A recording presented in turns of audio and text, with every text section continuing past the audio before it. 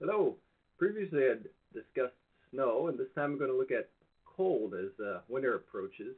Here in Genesis chapter 8, it says, "While the earth remains, seed time and harvest, cold and heat, summer and winter, and day and night shall not cease." So as long as we're here, we're going to have the cold to deal with, and it's not necessarily a bad thing.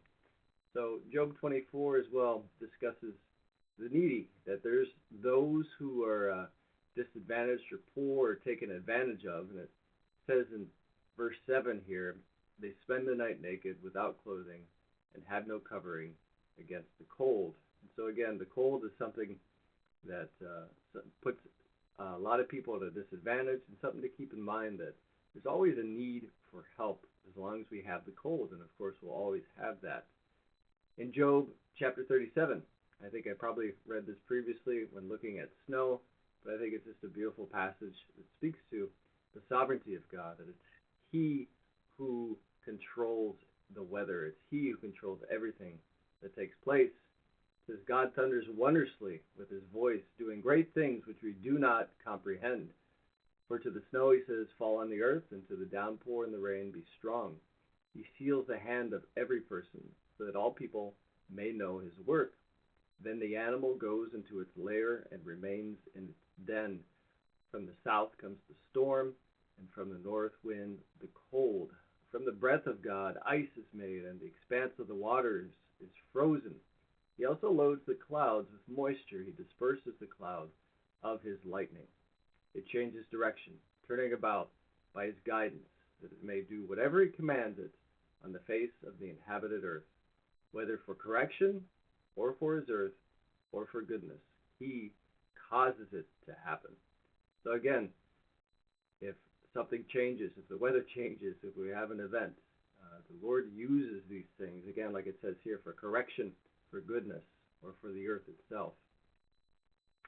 In Proverbs, an interesting passage that most people will be familiar with the reference here, it starts off in chapter 25, verse 20 by saying, "Like one who takes off a garment on a cold day, or like vinegar on soda, is one who sings songs to a troubled heart."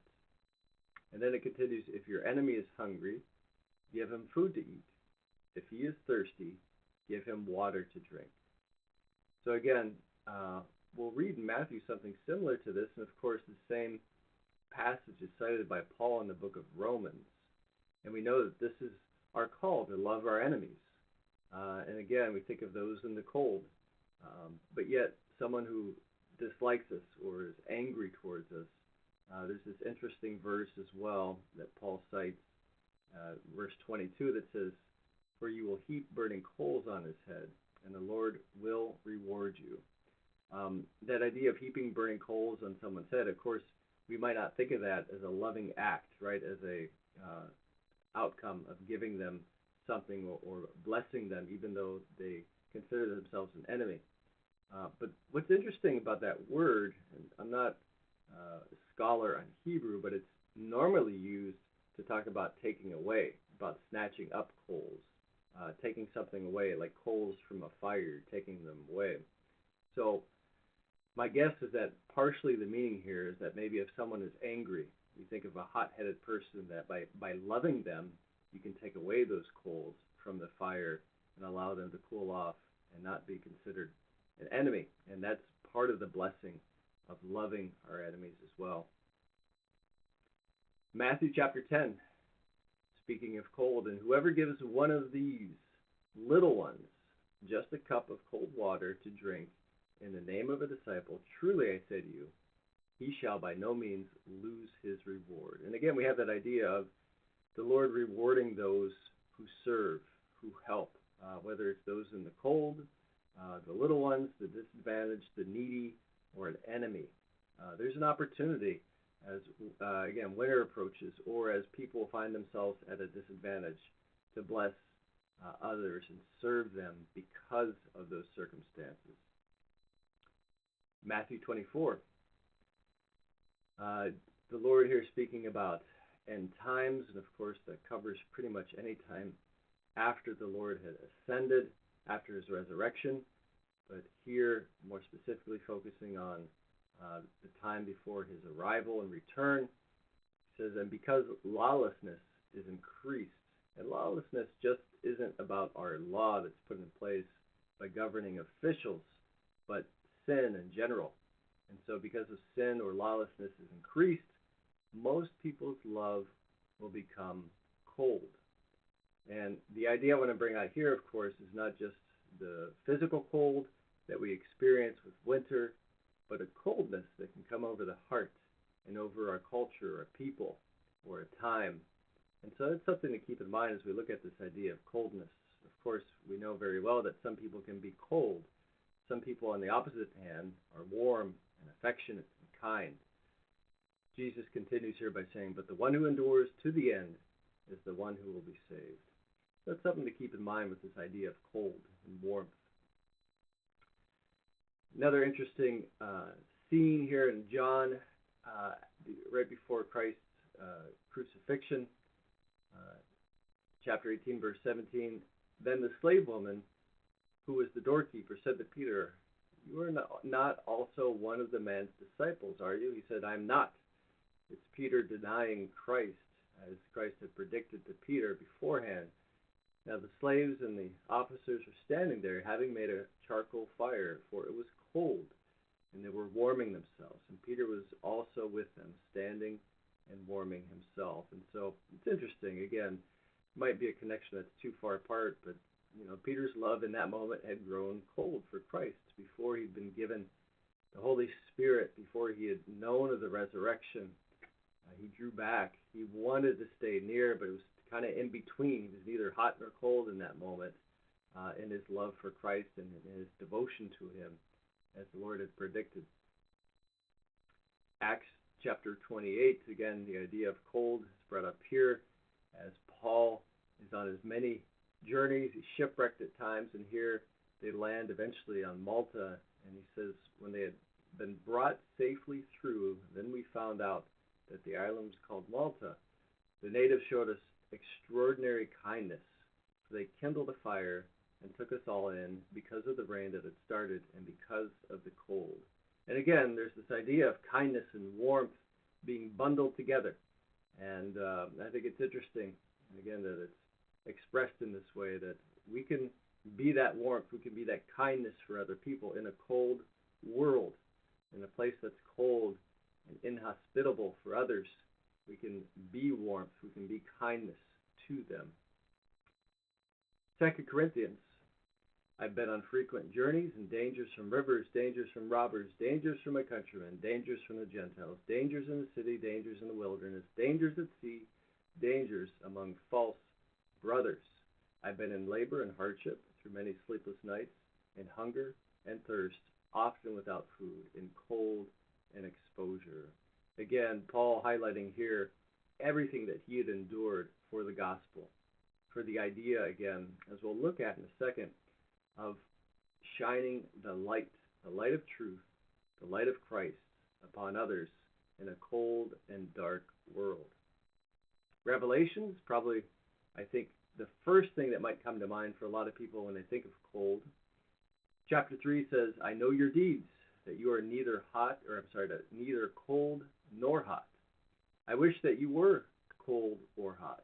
So because you are lukewarm and neither hot nor cold, I will vomit you out of my mouth. Because you say, I am rich and have become wealthy and have no need of anything, and you do not know that you are wretched, miserable, poor, blind, and naked. And again, I think back of the verse we read early on that talked about the needy, how they go without clothing, they're cold and naked. And so this is important to understand that spiritually we can be cold. Spiritually we can be naked. Even though I'm surrounded with things physically in this world, I can still be in the cold. And this can allow my heart and my love to grow cold. I can have an affection and a warmth for the things of this world physically, but my love for God and my heart for God in all that can grow cold, like John talks about in 1 John. Do not love this world nor the things of this world, for if you love this world, the love of the Father is not in you. And so it's something to keep in mind and something to be aware of as we examine our hearts in this way. So Jesus continues here, I advise you to buy for me gold refined by fire, so that you may become rich, and white garments, so that you may clothe yourself, and the shame of your nakedness will not be revealed, and the eye salve to apply to your eyes, so that you may see. To those whom I love, I rebuke and discipline. Therefore be zealous and repent. Behold, I stand at the door and knock. If anyone hears my voice and opens the door, I will come into him and will dine with him, and he with me. So we have that idea of cold, and again, I want to present a solution and an idea to counter that. And it's the idea of the light, the warmth that shines specifically from Christ. So Ephesians 5 says this, "For this reason it says, awake, sleeper, and arise from the dead, and Christ will shine on you." So today it's cold outside, but it's a blessing because here in my room it's warm without any heat on. The light of the sun is warming up the entire room. And it's just such a blessing because when I wake up and I look outside and see the snow and the cold, I just sit in the sun. My cats are in the sun here, and that light shines and warms us all up. And it's the same idea that, again, in my own sin, in the darkness and coolness of this world, Christ is shining his light for our warmth and for the love of God to shine upon us. And it's conveyed as well in 2 Corinthians chapter 4. "For God, who said, 'Light shall shine out of darkness,' is the one who has shone in our hearts to give the light of the knowledge of the glory of God in the face of Christ." Christ's face, his image, who he is, conveyed God, and the knowledge of that shines that light into our hearts for warmth and for love, that he pours his love out into our hearts by that manner.